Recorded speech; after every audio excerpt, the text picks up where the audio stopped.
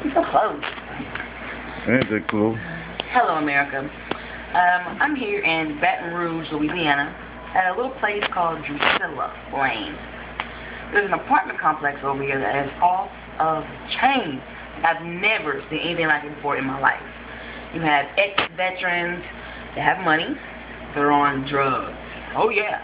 Alcoholics, crackheads, hoes, wannabe pimps, and wannabe dope boys. This shit is off the chain. The first episode is going to be of a lady named Robin, okay? She has multiple personalities, thinks she can make things move and levitate and so forth. She's addicted to crack cocaine, and she loves her alcohol. But when she drinks, she changes. She's scandalous, trifling, and she's always ready to foul Matthew and fight, per se. Even me and her have had our own run-ins. Well, our first videotape here tonight is of her and a young girl named Reese.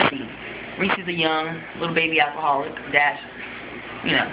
But, oh yeah, it's going down. So, tune in for our first episode of Drusilla Lane. Bye.